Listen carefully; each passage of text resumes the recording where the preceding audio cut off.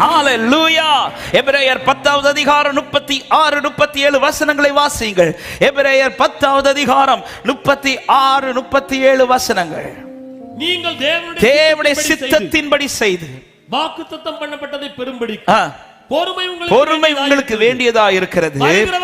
வருகிறவர் இன்னும் கொஞ்ச காலத்தில் வருவார், தாமதம் பண்ணார். சத்தமா ஆமென் சொல்லுங்க பார்க்கலாம். பக்கத்துல இருக்கிறவங்களை ஒன்னு எழுப்பி சொல்லுங்க, எஜமான் வரப்போறான்னு சொல்லுங்க. ஆமென்.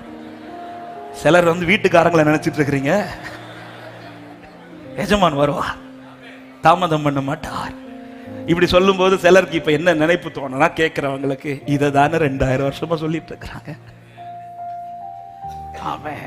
இததான 2000 வருஷமா ஏன் இன்னும் தாமதிக்கிறார்னா, நாம் ஒருவரும் இழந்து போக என் ஆண்டவர் விட விரும்பவில்லை. ஆமென். அவர் இன்னும் டைம் டிலே பண்றது, இதுலயாவது என் பிள்ளை தெரிஞ்சிருவான், நான் கொடுத்தது சரியா பயன்படுத்திடுவான். ஆனால் நிச்சயமாய் சொல்லுகிறேன், அவர் வருவார். எஜமான் திரும்ப வருவார். அவர் வரும்போது அவர் ஃபர்ஸ்ட் செய்ததை மத்தேயு 25:19 வாசிக்கிறோம். வெகு காலமான பின்பு அந்த ஊழியக்காரருடைய எஜமான் திரும்பி வந்து, அடுத்த வார்த்தை, அவர்களிடத்தில் பிரைஸ் எல்லாம் கூட சொல்லல, மகனே மகளே ஓடி வா இப்படி எல்லாம் சொல்லல. வந்ததும் கொடுத்தது என்ன வச்சிருக்கிறேன், உன் கையில தந்ததுங்க, நான் ஏன் கிட்ட இருந்து எடுத்து தந்ததுங்க, நான் ஏன் கிட்ட இருந்து எடுத்து தந்ததுங்க, நான் கொடுத்த ரட்சிப்பு என்ன பண்ண, நீ என்னோட பண்ண உடன்படிக்கை எப்படி வச்சிருக்கிற. அதனாலதான் ஆமென், வெள்ளிக்காசுல ஒன்று தொலைந்து போனதும் ஒருவள் தீவிரமாய் தேடுகிறாள், தீவிரமா தேடுறா. அவளுக்கு அது கிடைக்காம அடுத்த வேலை செய்யறதற்கு மனசு வரல. ஏன்னா அவளுக்கு தெரியும் எப்ப வருவார்னு தெரியாது. வந்தார்னா அவர் என் அழக பார்க்க மாட்டார், வந்தார்னா நான் எப்படி இருக்கிறேன் பார்க்க மாட்டார், அவர் தந்ததை கேட்க தான் வரப்போகிறார். சபையே விழித்துக் கொள்ளுங்கள். ஹalleluya. ஆமென். இன்னைக்கு நான் ஆராதிக்கிறதை ரசிக்கிறார், இன்னைக்கு நான் ஓடி ஓடி அவர் சமூகத்தில் வர்றதெல்லாம் பார்க்கிறார். ஆனா அவர் வரும்போது நான் எப்படி ஆராதிச்சேன் பார்த்தல்ல, நான் எப்படி ஓடி வந்தேன் பார்த்தல்ல, நான் டெய்லி வெள்ளை வஸ்திரம் போட்டு வந்ததை பார்த்தல்ல, அவர் தந்ததை நான் எப்படி வைத்திருக்கிறேன் என்று கணக்கு கேட்க என் ஆண்டவர் வரப்போகிறார். ஆமென் சொல்லுங்க பார்க்கலாம். எனவேதான் ரோமர் 2வது அதிகாரம் அதனுடைய 6வது வசனத்தில் சொல்லப்படுகிறது. வாசியுங்கள். ஆமென். ரோமர் 2வது அதிகாரம் 6வது வசனம். அவன் அவனுடைய கிரியைகளுக்கு தக்கதா அவன் அவனுக்கு பலனளிப்பால். வெளிப்படுத்தல் 22வது அதிகாரம் 12வது வசனத்தில் இப்படி சொல்லப்படுகிறது, இதோ சீக்கிரமாய் வருகிறேன், அவன் அவனுடைய கிரியைகளின்படி அவன் அவனுக்கு நான் அளிக்கும் பலன். ஆம், இந்த வார்த்தையை நான் இப்படி சொல்ல விரும்புகிறேன். முதலில் அவர் அவருடையதிலிருந்து எடுத்து தந்தார், இனி அவர் வந்து தந்ததை வாங்கிட்டு அவன் அவனுடைய பலனை தருவான். ஹalleluya. ஃபர்ஸ்ட் அவர் வந்து அவருடையதுல இருந்து எடுத்து தந்தார், இனி அவர் என்ன தர போறார்னா, தந்ததை வாங்கிட்டு நம்ம என்ன செஞ்சிருக்கிறோம் பார்த்துட்டு அதற்கான கிஃப்ட் தர போறார். அதற்கான கிஃப்ட், இந்த கிஃப்டை நான் தான் சம்பாதிக்கணும். ஹalleluya. ஃபர்ஸ்ட் தந்தது எல்லாமே நான் சம்பாதிக்கல, எல்லாமே தேவனை எடுத்து அவர் எடுத்து தந்துட்டு இருந்தார். ஆனா இந்த பலன் என்பது அவரா எடுத்து தர மாட்டார், அவர் எடுத்து தரத்தக்கதா நான் வாழ்ந்து காட்டணும். இதுதான் பிரயோஜனம் உள்ள வாழ்க்கை, இதுதான் கிறிஸ்தவ வாழ்க்கை. கிறிஸ்டியன் லைஃப் என்பது சாதாரணமான வாழ்க்கை அல்ல, பலனை சுதந்தரிக்க போகிற வாழ்க்கை. சபையை விழித்துக் கொள்ளுங்கள், காலம் சமீபமாய் இருக்கிறது. ஹalleluya. இதோ சீக்கிரமாய் வருகிறேன். ஆமென். இந்த எஜமான் தன்னிடத்திலிருந்து எடுத்து கொடுக்கிறார், அறிந்து எடுத்து கொடுக்கிறார், ஆமென், நம்பி எடுத்து கொடுக்கிறார். இந்த எஜமான் திரும்ப வருவார், வருகிறவர் கணக்கு கேட்பார். ஆமென். இப்படி இருக்கிற எஜமான் இந்த 2 பேரை சந்தோஷத்துக்குள்ள பிரவேசிக்க வைத்து விட்டு இந்த ஒருவனை அழுகையும் பற்கடிப்பும் நிறைந்த இடத்துக்கு தள்ளுவதற்கான காரணம் என்ன? இது தியானிக்கும் போது என்னுடைய ஒரு கேள்வி என்ன தெரியுமா? அவன் கொடுத்ததை இழக்கவில்லை, அவன் கொடுத்ததை திரும்ப கொண்டு வந்து இதோ வாங்கி கொள்ளும் என்று சொல்லி கொடுக்கிறான். அவன் இழந்துட்டு வந்திருந்தா ஓகே, ஆனா கொடுத்ததை அவன் இழக்கல, திரும்ப தான் கொண்டு வந்து கொடுக்கிறானே, கொடுத்த பிறகும் ஏன் இந்த எஜமான் அவனை இப்படி ஒரு சூழ்நிலைக்கு தள்ள ரீசன் என்ன? ஆமென். அதுதான் மத்தேயு 25:30 வாசிக்க கேட்டோம். அவன் பிரயோஜனமற்றவனாயிருந்தான். பிரயோஜனமற்ற ஊழியக்காரன். மற்ற 2 பேருக்கும் கொடுத்த சாட்சி என்ன? உத்தமமும் உண்மையும் உள்ள ஊழியக்காரன். ஆனா இவனை குறித்து சொல்ற வார்த்தை என்ன தெரியுமா? இவன் பிரயோஜனமற்றவன். அப்ப என் லைஃப்ல பிரயோஜனம், தேவன் தந்த ரட்சிப்பை நான் பெற்றுக்கொண்ட பிறகும் அந்த ரட்சிப்புக்கு ஏற்றாற் போல ஒரு வாழ்க்கை, பிரயோஜனம் உள்ள வாழ்க்கை இல்லை என்றால், ஆமென், அவர் வரும்போது அந்த சந்தோஷத்திற்குள் போவது ஒரு பெரிய கேள்விக்குறி. ஹல்லேலூயா. சபையே, ஏன் இன்னைக்கு கர்த்தர் இந்த வார்த்தையை நமக்கு பேசுறார்னா, பயங்காட்ட அல்ல, அவர் பாசம் ரொம்ப வச்சிருக்கிறதுனால. ஹல்லேலூயா. சீயோனே, எருசலேமே, உனக்காக நான் கடும் வைராக்கியம் கொண்டிருக்கிறேன் என்று சொன்னவர் இந்த பூமியில ஏதோ நன்மை செய்வதற்காக அல்ல அவர் வந்தது. அந்த நித்தியத்திலே அவரோடு கூட நாமும் போய் இருக்க வேண்டும் என்று அவர் விரும்புகிறார். எத்தனை பேர் விரும்பி ஆமென் என்று சொல்றீங்க? ஹல்லேலூயா. அவரோடு கூட போய் உட்கார, அவரோடு கூட போய் உட்கார.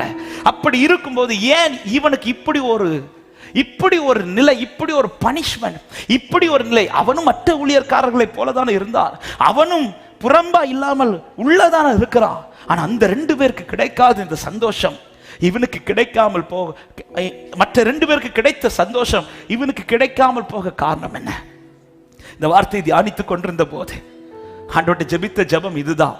ஆண்டவரே, ஆமே, எங்க ஆசை எல்லாமே இந்த சபையில் வரக்கூடிய எல்லாருமே அந்த சந்தோஷத்துக்குள்ள போனோம். எத்தனை பேர் விரும்புறீங்க?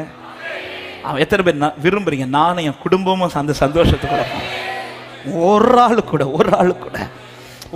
கூட இழந்துடக்கூடாது. ஒரு விஷயம், உங்க வலது கரத்தை உயர்த்தி இழந்துடக்கூடாதுப்பா. ஜெபிங்க, அப்படியே ஜெபிங்க. குடும்பத்தில் இழந்துடக்கூடாதுப்பா, என் பிள்ளைங்க இழந்துடக்கூடாதுப்பா. அந்த பேழைக்குள்ள மொத்த குடும்பமும் நோவா குடும்பம் இருந்தது போல எத்தனை பேர் ஜெபிக்கிறீங்க? ஆண்டவரே, இயேசுவின் நாமத்திலே இந்த பலிபீடத்திலிருந்து ஜெபிக்கிறேன். ஆண்டவர், இந்த சபையிலே வந்து இந்த சத்தியத்தை கேட்கிற சிறியோரிலிருந்து பெரியோர் வரை ஒருவரும் அந்த சந்தோஷத்தை இழந்துடக்கூடாது ஆண்டவரே. ஹல்லேலூயா, ஹல்லேலூயா, ஹல்லேலூயா. அந்த சந்தோஷத்தை இழந்துடக்கூடாது. அப்படி இருக்கும்போது இந்த ஊழியக்காரன் இதை இழக்க ரீசன், இந்த எஜமானுக்கு இவ்வளவு கோபம் வர ரீசன் என்னன்னா, பிரயோஜனமற்றவன் என்று சொல்லுவது மாத்திரமல்ல, அவனை குறித்து ஒரு வார்த்தை இப்படி சொல்லுகிறார் பாருங்கள். ஆமென். அது 25வது அதிகாரம் அதனுடைய 26வது வசனத்தை வாசிங்க. அவனுடைய எஜமான் பிரதியுத்தரமாக, பொல்லாதவனும் சோம்பலுமான ஊழியக்காரனே என்று சொன்னார். போதும். பொல்லாதவனும் சோம்பலுமான ஊழியக்காரனே. ஆமென். கொண்டு வந்ததை அப்படியே அவர் கொடுத்ததை கொண்டு வரான். ஆனா கொண்டு வந்தவன் கிட்ட என்ன சொல்றான்? நீ பொல்லாதவன், நீ சோம்பேறின்றார். ஆமென். சொல்லிவிட்டு தான் அடுத்து சொல்ல, இவன் பிரயோஜனமற்றவன்.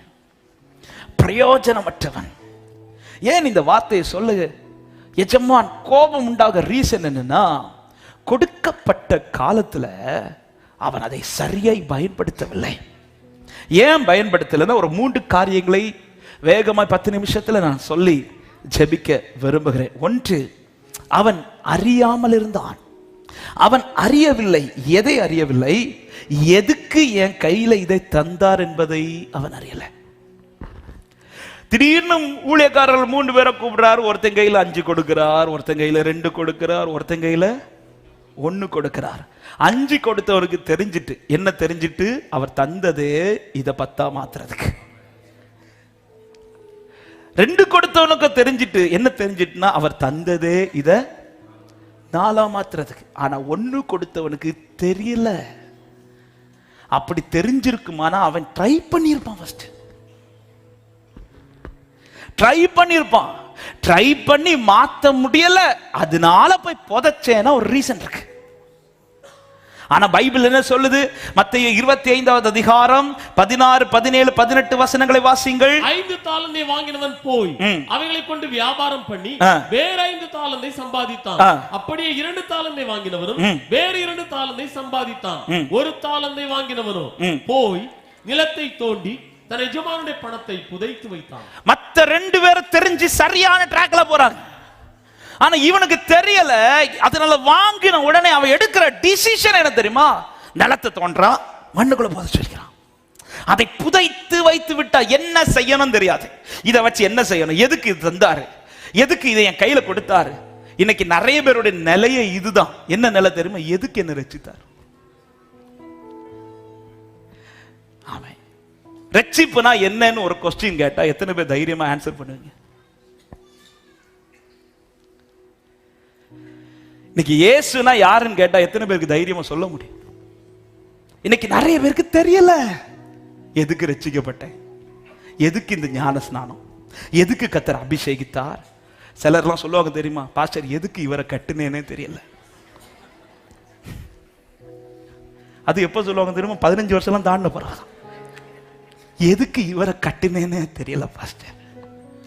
ஆமா, அவரும் சொல்லுவாரு எதுக்கு இவளை கட்டுனேன்னு. எனக்கும் இதே போலதான் இன்னைக்கு நிறைய பேருக்கு தெரியல எதுக்கு கர்த்தர் என்னை ரட்சித்தார். இந்த ரட்சிப்பு எதற்காக? இந்த உடன்படிக்கை எதற்காக? இந்த அபிஷேகம் எதற்காக? ஹல்லேலூயா. இன்னைக்கு நிறைய பேர் இதை அறிந்து கொள்ளவும் விரும்பவில்லை. ஆமே, இது இவனுக்கு தெரியல. எதுக்கு என் கையில தந்தார்? அவர் தன்னிடத்திலிருந்து எடுத்து இதை தந்திருக்கிறார்னு ஏதோ ஒரு நோக்கம் இருக்குதே. இந்த பூமியில எத்தனையோ பேருக்கு கிடைக்காத ரட்சிப்பு எனக்கு வந்திருக்குதுன்னா இதுக்கு ஒரு பெரிய நோக்கம் இருக்கிறது. ஹல்லேலூயா. ஆமென். இன்னைக்கு எனக்கு கெடாம வச்சிருக்கிறான்னு ஒரு பர்பஸ் இருக்குது. ஆமா, 2 வாரங்களாய் சொன்னேன். அந்த அப்பம் 3 நாள் கெடாம இருக்குதுன்னா அந்த அப்பத்தை குறித்த ஒரு பர்பஸ் இந்த பூமியில கர்த்தர் வைத்திருக்கிறார். எத்தனை பேர் விசுவாசிக்கிறீங்க? என்னைக்கு ரட்சித்ததுக்கு ஒரு நோக்கம் இருக்கிறது. என்னை உடன்படிக்கை பண்ணதுக்கு நோக்கம் இருக்கிறது. என்னை அபிஷேகித்ததற்கு நோக்கம் இருக்கிறது. இவனுக்கு அது தெரியல. சரி, தெரியல அப்பா, அட்லீஸ்ட் கேட்டு அறிந்து கொள்ளலாமே. சரி, 5 வாங்கினால அவன்கிட்டயாவது கூப்பிட்டு கேட்டிருக்கலாமா? எப்ப 5 தந்தாரு, எனக்கு 1 தான் தந்தாரு, இதை வச்சு என்ன செய்யணும் கேட்டிருக்கலாமே. காலம் இருக்குது இல்ல. எஜமான் போயிட்டு அடுத்த நாளே வரலையே, வெகு காலமான பிறகுதானே வாரார். காலம் நிறைய இருக்குது. காலம் எவ்வளோ தந்துட்டாருங்க, எவ்வளோ தந்துட்டார். ஆனா இன்னைக்கு பார்த்தா ரட்சிக்கப்பட்ட ஆரம்பத்துல என்ன நிலையில இருந்தோமோ அதே நிலை தான் இன்னைக்கும். ஒரு வளர்ச்சி இல்ல, அடுத்த நிலைக்கு போக முடியல, அடுத்த பரிசுத்தத்துக்கு மேல பரிசுத்தம் போக முடியல, பலத்துக்கு மேல பலன் போக முடியல, மகிமைக்கு மேல மகிமை போக முடியல. ஏன் போக முடியலனா எதுக்கு ரட்சித்தார்னு தெரியல, எதுக்கு உடன்படிக்கைன்னு தெரியல, எதுக்கு அபிஷேகம் தெரியல. ஏன் இதை தெரியாம போகுது தெரியுமா? ஒண்ணு தெரியல நமக்கு, அவரை அறிகிற அறிவு தெரியல. அதுதான் பைபிள் சொல்லுகிறது. 1 கொரிந்தியர் 1வது அதிகாரம் அதனுடைய 21வது வசனம் வாசியுங்கள். 1 கொரிந்தியர் 1:21. எப்படியெனில் தேவ ஞானத்துக்கு ஏற்றபடி உலகமானது தேவனை அறியாத, இந்த வார்த்தை புரியும்படி சொல்லுகிறேன். சுய ஞானம், அத உலக சுய ஞானம் எதை அடிக்கும் தெரியுமா? இந்த தேவ ஞானத்தை அடிக்கும். அதை அடிக்கும் போது எது மறையும் தெரியுமா? தேவனை அறிகிற அறிவு மறையும். அவரை அறிகிற அறிவு என்னில் குறைய குறைய குறைய நான் எதுக்கு ரட்சிக்கப்பட்டேன், எனக்கு உடன்படிக்கை பண்ணது எதுக்கு, எனக்கு எதுக்கு தேவன் அபிஷேகம் தந்தார், இதை குறித்த எண்ணமும் அறிவும் நம்மில் குறைந்து கொண்டே இருக்கும். எனவேதான் பேதுரு எழுதும்போது 2 பேதுரு 1வது அதிகாரம் அதனுடைய 2வது வசனத்தில் இப்படி சொல்லுகிறார். தேவனையும் நம்முடைய கர்த்தராகிய இயேசுவையும் அறிகிற அறிவினாலே உங்களுக்கு கிருபையும் சமாதானமும் பெருக கடவதுன்னு சொல்லிட்டு 9வது வசனத்துல சொல்கிறார். வாசியுங்கள். இவைகள் இல்லாதவன் எவனோ அவன் முன் செய்த பாவங்கள் அற தான் சுத்திகரிக்கப்பட்டதை மறந்து கண் சொருகி போன ஆமென். ரட்சிக்கப்பட்டவங்க தான், ஆனா முன்னாடி செஞ்ச பாவம் தான் இன்னைக்கு செஞ்சிட்டு இருக்கிறோம். ரட்சிக்கப்பட்டவங்க தான், ஆனா முன்னாடி எப்படி வாழ்ந்துட்டு இருந்தோமோ அப்படிதான் இன்னைக்கு வாழ்ந்துட்டு இருக்கிறோம். ஏன் இந்த ஒரு நிலை என்றால் பேதுரு சொல்லுகிற அவரை அறிகிற அறிவுல நாம இன்னும் பெருகல. ஏன் நீ எஜமானை குறித்த அறிவு உனக்கு சரியா இருக்குமானால் இந்த தாளந்தை வாங்கின நீ இந்த தாளந்தை சரியா பயன்படுத்திருப்ப. அந்த 5 வாங்கினவனுக்கு அறிவு இருக்குது, இந்த 2 வாங்கினவனுக்கு அந்த அறிவு இருக்குது. ஆனா இந்த 1 வாங்கினவனுக்கு தெரியல. சரி, தெரியல, அட்லீஸ்ட் அந்த 5 வாங்கினவன்கிட்ட போய் கேட்கல, இதை வச்சு என்ன செய்யணும் இவனுக்கு பிரஸ்டீஜ் ப்ராப்ளம். கேட்டா ஆமே. அதனாலே பக்கத்தில் இருக்கிறவங்கள்ட்ட பிரைஸ் எல்லாம் சொல்ல மாட்டேன். ஆமே. சிலருக்கு பொறாம, அவனுக்கு 5 எனக்கு உனக்கு ஒன்னே மாத்த முடியாதுன்னு அவருக்கு நல்லா ஒன்ன வச்சு நீ புதைக்கிற. ஆமே. அவருக்கு தெரியும். நீ அவன்கிட்ட போய் கேட்டிருக்கலாம்ல. எஜமானுக்கு கோபம் வந்துட்டு உன்னை நம்பி கையில கொடுத்தது பிரயோஜனம் மற்றவனாய் வாழ அல்ல, பிரயோஜனம் உள்ளவனாய் வாழ. நீ பொல்லாதவன், நீ சோம்பேறின்ட்டார். நீ சோம்பேறி, நீ என்ன அறிகிற அறிவு உனக்கு இல்ல. அதனாலதான் ரீசன் எப்படி சொல்றாருன்னா, ஆண்டவர் நீர் விதைக்காத இடத்தில் அதுக்கு அறுக்கிறவரும். அதாவது பாருங்க, இந்த ஹோம்ஒர்க் எல்லாம் டீச்சர்ஸ் தந்து விடுவாங்க. வீட்டில இருந்து சில பிள்ளைங்க ஹோம்ஒர்க் செய்யாமலே என்ன மாதிரிப்பட்ட ஆட்கள் போகும்போது என்ன நினைப்போம்னா, நம்மள மாதிரி ஒரு 10 பேராவது, என்ன எல்லாரும் அப்படிதானா, சரி 10 பேராவது அப்படி இருப்பாங்கன்ட்டு ஸ்கூல்ல போய் பார்த்தா அத்தனை பேரை செஞ்சிருப்பாங்க. இப்ப நமக்கு நெஞ்செல்லாம் படபடன்னு அடிக்கும். அடுத்து நம்முடைய ஜெபம் என்ன தெரியுமா? ஆண்டவரே இன்னைக்குள்ள வாத்தியார் வரப்படாது. எவ்வளவு நாள் ஜெபிச்சிருக்கிறோம் நம்மலாம். இன்னைக்கு அப்படி ஜெபிச்சவங்களாம் அதே ஸ்கூல்ல டீச்சரா வேற இருக்கிறாங்க. ஆண்டவரே இன்னைக்கு டீச்சர் வரும்போது ஆக்சிடென்ட் ஆகணும். ஆண்டவரே, நான் இப்படி ஜெபிச்சு ஒரு டீச்சருக்கு ஆக்சிடென்ட் ஆயிட்டு. ஆமா, என்னெல்லாம் ஜெபிப்போம். அன்னைக்கு வரலன்னா சந்தோஷம். அப்படி ஒருவேளை வந்துட்டாங்கன்னா அடுத்து நம்ம ஜெபம் என்ன தெரியுமா? ஹோம்ஒர்க்கை பத்தி கேட்கவே அவங்க சிந்தையில் இருக்கிற அந்த எண்ணத்தை அழிப்பிறாங்க. அழியாது, அது இன்னும் கரெக்டா வந்த உடனே நினைப்பேன். அதுவும் நான் ஸ்காட்ல படிக்கும்போது எனக்கு ஒரு வாத்தியார் இருக்கிறார். அவர் முந்தின நாள் என்ன அனௌன்ஸ் பண்ணிட்டு தான் போவார்னா, நாளைக்கு டாக்டர் கம்பர் வருவார் அப்படின்னா. டாக்டர் கம்புனா கம்பு, பெரம்பு. கரெக்டா அந்த கம்பரோட தான் வருவார். வந்ததும் அப்படி டேபிள வச்சுட்டு ஹோம்ஒர்க் எல்லாம் கொண்டு வாங்க. பார்த்தா அத்தனை பேரும் எழுந்து ஹோம்ஒர்க் கொண்டு போவான். இப்ப நமக்கு நெஞ்சு படபடம். இதுக்கு அடுத்து நம்ம என்ன யோசிப்போம் தெரியுமா? என்ன ரீசன் சொல்லலாம்?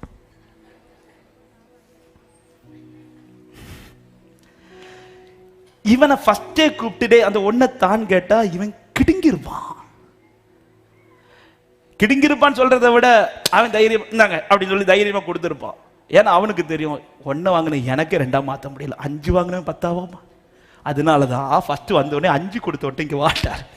அவன் 10 கொடுத்துட்டான், 2 கொடுத்தோண்டு வாண்டார், 4 கொடுத்துட்டான். இவனுக்கு தலை டேய் நீங்களாம் செய்ய மாட்டீங்கன்னு சொல்லி தானடா நானும் ஹோம்ஒர்க் செய்யல.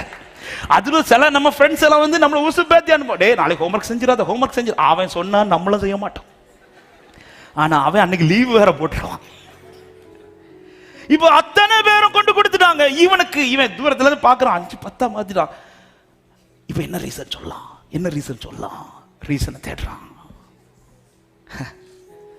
எங்க பாஸ்டரை ஏமாத்தலாம், விசுவாசிகளே ஏமாத்தலாம், எஜமான ஏமாத்த முடியாது. எஜமான ஏமாத்த முடியாது. நீ எதனால சொல்ற, என்ன சொல்ற, ஏன் இதை செய்யல, இது எல்லாவற்றையும் அவர் கணக்கில் எழுதி வைத்திருக்கிறார். அவர் தூரத்தில் இருந்தாலும் அவர் என்னை ஆராய்ந்து அறிந்திருக்கிறார் என்று சொல்லுகிறவர்கள் கரங்களை தட்டி ஆமென் என்று சொல்லுங்க பார்க்கலாம். ஹalleluya. யாரை ஏமாத்துற நீ? பொல்லாதவன் என்றார், பிரயோஜனமற்றவன் என்றார், ஆமா சோம்பேறி என்றார். ஆமா, நீ ரீசன் சொல்றியா? அதுல என்ன ரீசன் சொல்லிட்டார்னா, சரி தான் பண்ண தப்ப ஒத்துக்காம அவருக்கு மேலே பழி போட்டான். சிலர்லாம் அப்படி ரீசன், டீச்சர் நீங்க நேத்துக்கு இப்படி சொன்னீங்களோ, இந்த ஹோம்ஒர்க்கா டீச்சர் நீங்க சொல்லலையே டீச்சர். அப்பா என்னெல்லாம் அவருக்கு மேலேயே பழி. அப்பதான் டீச்சர் உண்மையில நம்ம தான் கொடுத்தோமா, அவருக்கு மேலே பலிய போட்டான். நீர் எப்படிப்பட்டவர், எனக்கு நீர் இப்படிப்பட்டவர் ஆனதுனால உடனே அவரும் சொல்ற, நான் இப்படிப்பட்டவன் உனக்கு தெரியுதுல, அப்ப நீ என்ன பண்ணிருக்கணும்? அதுக்கு ஏதாவது ஒரு சொல்யூஷன். சரி உன்னால முடியல, அடுத்து என்ன செய்யலாம்? ஏதோ ஒரு சொல்யூஷன். அவருக்கு தெரிஞ்சது, அவருக்கு விருப்பமான ஏதோ ஒரு காரியத்தை நீ செஞ்சிருக்கலாமே. அப்படி செய்யாமல் நீ சோம்பலும் பொல்லாதவனமா இருந்ததுனால உன்னை அழுகைக்கு தான் ஒப்பு கொடுக்கிறேன்டார். அங்க இறக்கலாம் கிடையாது, அங்க இறக்கலாம் கிடையாது. கணக்கு கேட்க வரும்போது கிருபையை பார்க்க முடியாது. ஆவியானவர் சபைகளுக்கு பேசுகிறதை காதுள்ளவர்கள் கேட்க கடவர்கள். எதுக்கு கையில தந்தார்னு இன்னைக்கு நிறைய பேருக்கு தெரியல. ஆமென். ரெண்டாவது இவருக்கு என்ன தெரியல தெரியுமா? ஹே, இன்னைக்கு இந்த தாளந்தை தந்தார்ல, எதுக்கு தந்தார் தெரியுமா? அவர் வரும்போது அவருடைய சந்தோஷத்துல ஒண்ணு கொண்டு போறதற்காக. எதுக்கு கர்த்தர் ரட்சித்தார் தெரியுமா? எதுக்கு கர்த்தர் நம்மோடு உடன்படிக்கை பண்ணினார் தெரியுமா? எதுக்கு அபிஷேகத்தை தந்தார் தெரியுமா? இந்த பூமியின் ஆசீர்வாதத்தை தருவதற்காக அல்ல, அந்த உன்னதமான ஆசீர்வாதத்தை சுதந்தரிப்பதற்காகவே. எத்தனை பேர் ஆண்டவரை மகிமைப்படுத்துறீங்க அவருடைய சந்தோஷத்துல? ஆமென். இது அவனுக்கு ஆரம்பத்துல சொல்லல, ஆனா நமக்கு ஆரம்பத்துல சொல்லி இருக்கிறார். நான் போய் உங்களுக்காக வாசஸ்தலத்தை ஆயத்தம் பண்ணுகிறேன். அவர் எதுக்கு இந்த தாளந்தை தந்துட்டு போனார் தெரியுமா? ஆமென். வெறுமையாய் தாளந்தை தந்துட்டு பத்திரமா பாதுகாத்துட்டு போறதுக்கு இதை நீ சரியாய் பயன்படுத்திட்டேனா, நீ ஊழியக்காரன் என்கிற ஸ்தானத்திலிருந்து அடுத்த ஒரு ஸ்தானத்துக்கு வரை போற. அதுதான் எஜமானுடைய சந்தோஷத்துல ஜெயம் கொள்ளுகிறவன் எவனோ அவன் என்னோடு கூட என் சிங்காசனத்திலே உட்கார்ந்திருப்பான். ஆமென் சொல்லுங்க பார்க்கலாம். ஹல்லேலூயா. மூணாவது, இவனுக்கு என்ன அறியவில்லை தெரியுமா? எஜமானுடைய காலம் அறியவில்லை. அவர் வருவார், அவர் வரும் காலத்தை சொல்லல. அதனாலதான் அவர் போனார்னு தெரியும், ஆனா எப்ப வருவார்னு தெரியாது. ஏன்னா எஜமானனுக்கு இந்த ஊழியக்காரர்களை பத்தி நல்லாவே தெரியும். இன்னும் சொல்ல போனா எஜமானுக்கு நம்மளை பத்தி நல்லாவே தெரியும். நம்ம எக்ஸாமுக்கு முந்தின நாள் தான் படிக்கிறவர்கள். என்னத்தை தான் ஸ்டடி ஹாலிடேஸ் இருந்தாலும் நமக்கு முந்தின நாள் தான் புக்கே திறப்போம் இல்ல. அதனால ஆண்டவர் என்ன பண்ணிட்டார்னா வரும் காலத்தை சொல்ல மாட்டார். அவர் நினையாத நேரத்தில் வருவார். மார்க் 13:32 சொல்லப்படுகிறது, அந்த நாளையும் அந்த நாளிகையும் பிதா ஒருவர் தவிர மற்ற ஒருவனும் அறியான். பரலோகத்தில் உள்ள தூதர்களும் அறியார்கள், குமாரனும் அறியார். 33வது அக்காலத்தை நீங்களும் அறியாதபடியால் எச்சரிக்கையாயிருங்கள், எச்சரிக்கையாயிருங்கள். ஆமென். அவனுக்கு அறியவில்லை, எதுக்கு தந்தார்னு தெரியல. ஆமா, இதை தாண்டி எனக்கு ஒரு சந்தோஷம் எஜமான் வீட்டில் இருக்குதுங்கிறது தெரியல, அவர் வரும் காலம் தெரியவில்லை. ரெண்டாவது, அவனுக்கு என்ன, அவன் ஏன் இப்படி இருந்தானா? அவன் விரும்பவில்லை. வேகமாய் சொல்லி முடிக்கிற நேரம் போய்விட்டது ஒரு 5 நிமிஷத்துல. அவன் விரும்பவில்லை. என்ன விரும்பவில்லை? அவருடையத செய்யறதற்கு அவனுக்கு என்ன இல்லை, விருப்பம் இல்லை. அதனாலதான் வாங்கினதுமே அவன் என்ன செய்ய தொடங்கிட்டானா, நிலத்தை தோண்டி புதைச்சிட்டான். அந்த 5 பேர், மற்ற 2 பேருக்கும் 5 வாங்கினவனுக்கு இப்ப என்ன செய்யதான் ஆசை தெரியுமா? அவர் வரும் காலத்துக்குள்ள இந்த 5 எப்படியாவது 10 மாத்தணும். அவர்களுடைய ஏக்கம் எல்லாமே ஏதோ செய்வதல்ல, அவர் விருப்பத்தை செய்து முடிப்பது. ஆனா இவனுக்கு அவருடைய விருப்பத்தை செய்யறதுக்கு விருப்பம் இல்லை. ஆமென். அவருடைய விருப்பத்தை செய்வதற்கு விருப்பம் இல்லை. அதுதான் சங்கீதம் 81:11-12 சொல்றார், என் ஜனமோ என் சத்தத்துக்கு செவி கொடுக்கவில்லை, இஸ்ரவேல் என்னை விரும்பவில்லை. அப்படி விரும்பாததுனால 12வது வசனத்தில் சொல்றார், ஆகையால் அவர்களை அவர்கள் இருதயத்தின் கடினத்திற்கு விட்டு விட்டேன், தங்கள் யோசனைகளின்படியே. ஒரு காரியத்தை சத்தியமாய் சொல்லுகிறேன், ஆண்டவர் நிறைய காரியத்தை உணர்த்துவார். அவர் விரும்புறதெல்லாம் செய்யறதுக்கு கர்த்தர் பேசிட்டே இருப்பார். நாம சரியா செவி கொடுத்துட்டோம்னா அதற்கேற்ற கிருபைகளை தருவார், பலனை தருவார், செய்ய கர்த்தர் பலப்படுத்துவார். காரணம் பைபிள்ல ஒரு வார்த்தை இருக்கு, விருப்பத்தையும் செய்கையும் உண்டு பண்ணுகிறது கர்த்தர்.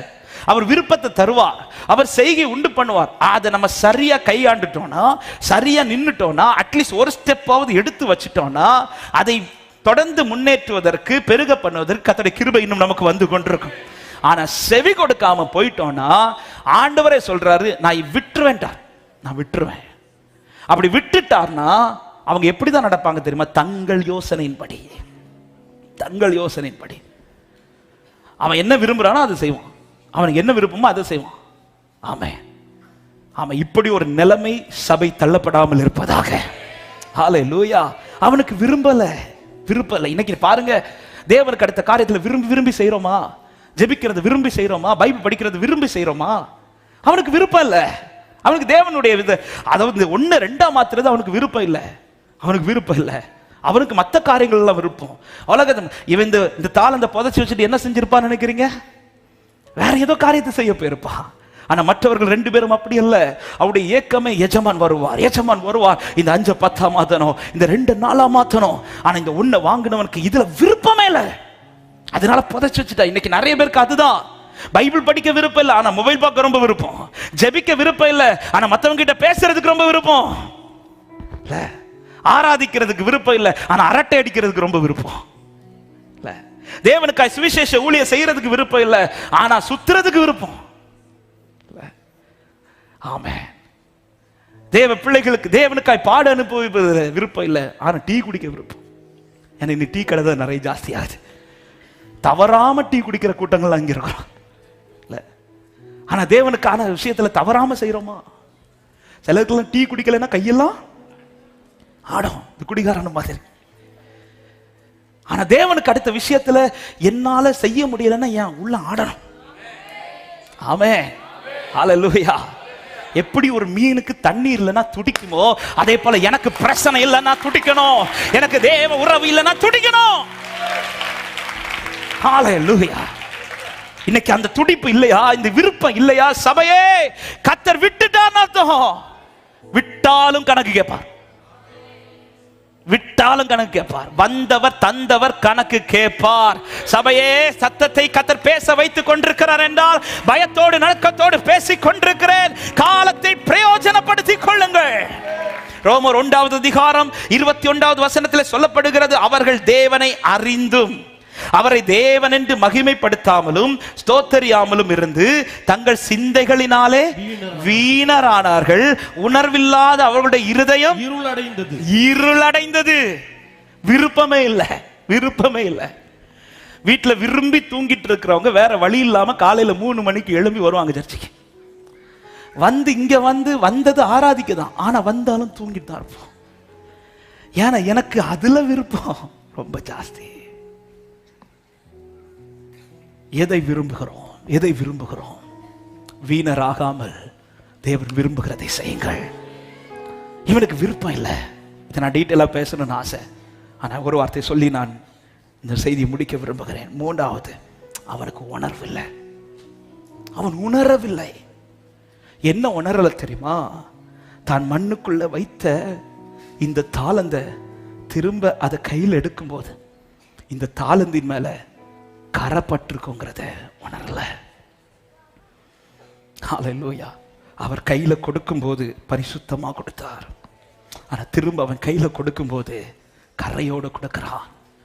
ஆண்டவர் வரும்போது சபை கரை திரை அற்ற சபையாய் காணப்பட வேண்டும் என்று கர்த்தர் விரும்புகிறார். ஹல்லேலூயா. ஒரு காரியத்தை நல்லா புரிஞ்சுக்கோங்க. தேவனுடைய காரியத்தை செய்யறதுக்கு என் லைஃப்ல விருப்பம் இல்லாம நான் ஒரு காரியத்தை செய்து கொண்டிருக்கிறேன் என்றால் என்னை அறியாமலே என் வாழ்க்கையில் கரை படிந்து கொண்டிருக்கிறது என்பது உண்மை. எனவேதான் சபைக்கு இந்த பகல் நேரத்தில் காலை நேரத்தில் கர்த்தர் சொல்ற வார்த்தை, உன் தாளந்தில் இருக்கும் தூசியை உதறிவிட்டு எழும்பு, எஜமானை சந்தோஷப்படுத்து. இதோ கர்த்தர் சீக்கிரம் வரப்போகிறார், இதோ கர்த்தர் சீக்கிரம் வரப்போகிறார். ராஜா வருகிறார், ஆயத்தமாவோ. ராஜா வருகிறார், இயேசு வருகிறார். ஆமென். 2 பேதுரு 3:12-14 வசனங்களை மாத்திர வாசிகள் ஜெபிக்கலாம். 2 பேதுரு 3:12-14 வசனங்கள். தேவனுடைய நாள் சீக்கிரமாய் வரும்படிக்கு மிகுந்த ஆவலோட காத்திருங்கள். அந்த நாளில் வானங்கள் வெந்து அழிந்து பூதங்கள் எரிந்து உருகி போகும். 14வது வசனம். ஆகையால் பிரியமானவர்களே, இவைகள் வர காத்திருக்கிற நீங்கள் எல்லாரும் சொல்லுங்க, கரையற்றவர்களும் பிழை இல்லாதவர்களுமாய் சமாதானத்தோடு அவர் சந்நிதியில் காணும்படி ஜாக்கிரதையாயிருங்கள். ஆமென் சொல்லுங்க பார்க்கலாம். வலது கரத்தை உயர்த்தி சொல்ல, கரையற்றதும் பிழை இல்லாததும், கரையற்றதும் பிழை இல்லாததும். கர்த்தர் தந்ததில் கரை வரக்கூடாது, கர்த்தர் தந்ததில் பிழை வரக்கூடாது. ஏன் இன்றைக்கு பேசுகிறார் என்றால், அன்றைக்கு அவனுக்கு இந்த எச்சரிப்பு இல்லை, ஆனால் கர்த்தர் இன்றைக்கு சபைக்கு எச்சரிக்கிறார். ஹல்லேலூயா. இன்றைக்கு காலத்தை தந்தது, கரைபட்ட உன் தாளந்தை நீ சுத்தப்படுத்தி அவர் வரும்போது அதை பெருக பண்ணி கொடு. தந்ததை வீணாக்கி விடாதிருங்கள். எஜமானி சந்தோஷத்திற்கு ஆயத்தமாகுங்கள். ராஜா வருகிறார், ஆயத்தமாகும். எல்லாரும் எழுந்திருக்கலாம் தேவ சமூகத்தில். ஹல்லேலூயா. இந்த ஒரு பாடலை ஒரு விசை கூட பாடி, ஆமென், என்னை ஆயத்தப்படுத்தும் ஆண்டவரே, என்னை ஆயத்தப்படுத்தும் ஆண்டவரே, என் உள்ளம் ஆயத்தப்படட்டும் ஆண்டவர். பிரயோஜனமற்ற வாழ்க்கை அல்ல, பிரயோஜனமுள்ள வாழ்க்கை. ஹல்லேலூயா. பிரயோஜனமுள்ள வாழ்க்கை. ஒரே ஒரு விசை உங்கள் 2 கரங்களை முடிந்த வானத்துக்கு நேராக உயர்த்தி எப்படி வாழ்ந்து கொண்டிருக்கிறோம்? அவர் தந்ததை வந்து கேட்பார். அவர் தந்ததை வந்து கேட்பார். அவர் தந்ததை வந்து கேட்பார். சபையே, காலம் இல்லை. இனி வாசல் அருகே வந்து விட்டார். வாசல் அருகே வந்து விட்டார். இன்னைக்கு எல்லாமே நஷ்டப்பட்டு இருக்கு நம்ம கையில இருந்து. ஆவிக்குரிய வாழ்க்கையில சத்துரு ஈஸியா இன்னைக்கு நுழைஞ்சு விளையாடிட்டு இருக்கிறான். முன் செய்த பாவங்கள், முன் செய்த கிரியைகள் இப்பொழுது நமக்குள்ள திரும்பவும் தலை தூக்குகிறது என்றால் ஆண்டவர் இன்னைக்கு ஒரு சான்ஸ் திரும்ப கொடுக்கிறார். உன் தாளந்து இருக்கிற தூசியை உதறிவிட்டு எழும்பு சீயோனே, எழும்பு சீயோனே, உன் வல்லமையை தரித்துக்கொள். கர்த்தருக்காய் வழியை ஆயத்தம் பண்ணு. இதோ உன் ராஜா வரப்போகிறார், உன் எஜமான் வரப்போகிறார். அப்பா, நான் பிரயோஜனமுள்ள ஊழியக்காரராக இருக்க விரும்புறேன். அப்பா, என்னை பார்த்து நீங்க பிரயோஜனமற்றவன் சொல்லிடக்கூடாது. என்னை பார்த்து நீங்க இப்படி சொல்லிடக்கூடாது. உம்முடைய ஊழியக்காரனாய் நிற்பதற்கு நான் பாத்திரவான் அல்ல. பாத்திரவானாய் எத்தனையோ பேர் இருக்கும் போது அவர்களை கூப்பிட்டு இப்படிப்பட்ட அனுபவங்களை கொடுக்காமல், பாத்திரமான அல்லாத என்னை கூப்பிட்டு இப்படிப்பட்ட மகத்துவமான அனுபவங்களை தந்திருக்கிறீர் என்றால் இதை நான் சரியாய் பயன்படுத்த எனக்கு கிருபை தருவீராக, கிருபை தருவீராக. நல்ல கனிகொடா மரங்கள் எல்லாம் வெட்டுண்டு அக்கினியில் போடப்படும். நல்ல கனிகொடா மரங்கள் எல்லாம் வெட்டுண்டு அக்கினியில். ராஜா வருகிறார், ராஜா வருகிறார், ஆயத்தமாவோ, ராஜா வருகிறார்.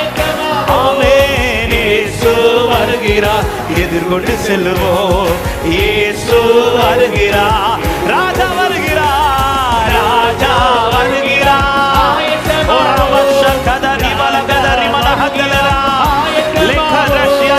இயேசு வருகிறார், எதிர்கொண்டு செல்லுவோம். இயேசு கரையில்லாமலே, குற்றமில்லாமலே, கரையில்லாமலே, குற்றமில்லாமலே கர்த்தருக்காய் வாழ்ந்து முன்னேறுவோம். கரையில்லாமலே, குற்றமில்லாமலே கர்த்தருக்காய் வாழ்ந்து. ராஜா வருகிறார், ராஜா வருகிறார். சபையே, ராஜா வருகிறார். ஓ இயேசு, இயேசு வருகிறார், எதிர்கொண்டு செல்லுவோம். ஹல்லேலூயா. ஓடுகிறேன், ஓடுகிறேன், நான் ஓடுகிறேன், என் இயேசுவுக்கா நான் ஓடுகிறேன். ஓடுகிறேன், ஓடுகிறேன், நான் ஓடுகிறேன், என் இயேசுவுக்கா. ஒரே வார்த்தை, லாபமான அனைத்தையுமே, லாபமான அனைத்தையுமே நான் நஷ்டம் என்று கருதுகிறேன். லாபமான அனைத்தையுமே நான் நஷ்டம் என்று. ஆமென். இயேசு ராஜாவே, இந்த வேளைக்காக மகிழ்ச்சியுடன் எனக்கு தந்த கிருபைகளை, எனக்கு தந்த ரட்சிப்பை, என்னோடு பண்ணின உடன்படிக்கையை நான் சரியாய் பயன்படுத்துவேன். அதை பெருக பண்ணுவேன். சத்தமாய் ஹல்லேலூயா, ஹல்லேலூயா, ஹல்லேலூயா, ஹல்லேலூயா, ஹல்லேலூயா, ஹல்லேலூயா.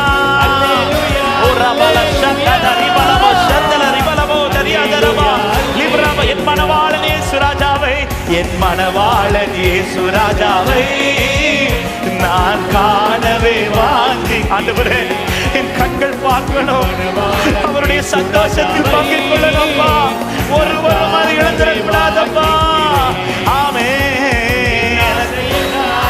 என் இயேசுதானே, அவர் பொன்முகந்தான் நான் பார்க்கணுமே.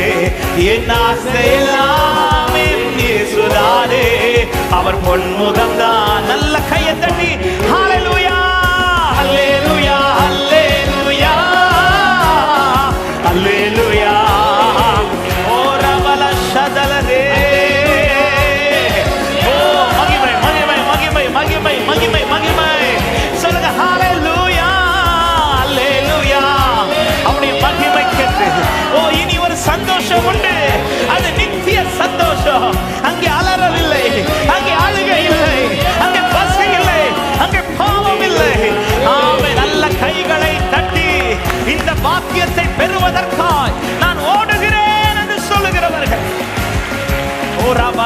கரிமான ஹந்தலரே.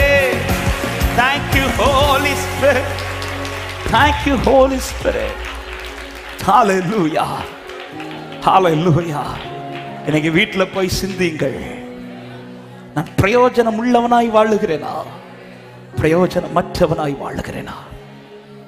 இவ்வளவு அவரை ஆசையாய் துதித்து விட்டு அவரை பார்க்கணும்னு இருக்கும்போது அவர் வந்து பிரயோஜனமற்றவனே என்று சொல்லிவிட்டார். அப்பா, எனக்கு இந்த பூமியில எதுவும் வேணாம் ஆண்டவரே, எனக்கு நீங்க தான் அப்ப வேணும்.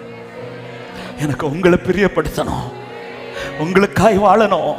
நீர் தந்தவைகளை நான் பெருக பண்ண எனக்கு கிருபை தாரும். ஒரு விஷயம், வலது கரத்தை உயர்த்தி ஒரே ஒரு ஜெபத்தை நான் ஜெபித்து முடிக்கிறேன்.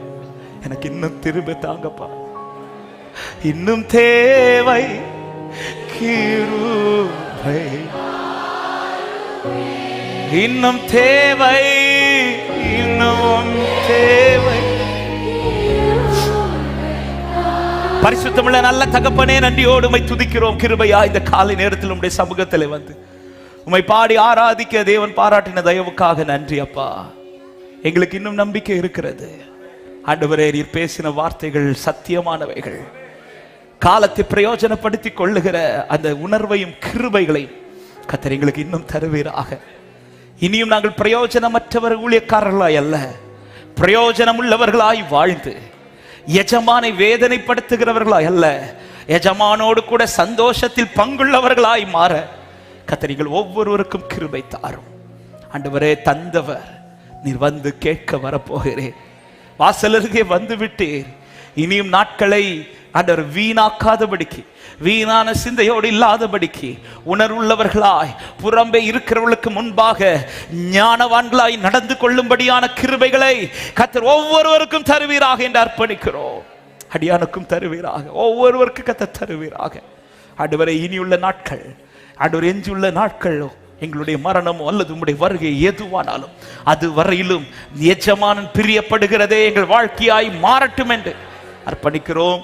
ஒருவரையும் நடத்தும் வார்த்தை கேட்டது மாத்திரமல்ல, அதன்படியே வாழும்படியான கிருபைகளை கர்த்தர் கொடுப்பீராக. பலப்படுத்துங்க. இந்த ஆராதனை மூலமாய் வந்த எல்லா துதிகன மகிமையும் ஒருவருக்கே செலுத்துகிறோம். நீர் மாத்திரம் பெருகவும் நாங்கள் சிறுக வேண்டும். இயேசுவின் நாமத்தில் ஜெபத்தை கேளும் எங்கள் ஜீவனுள்ள நல்ல பிதாவே. செய்து சொல்லுவோம், என் ஆத்துமாவே கர்த்தரை ஸ்தோத்திரி, என் ஆத்துமாவே கர்த்தரை ஸ்தோத்திரி, கர்த்தர் செய்த சகல உபகாரங்களை மறவாதே.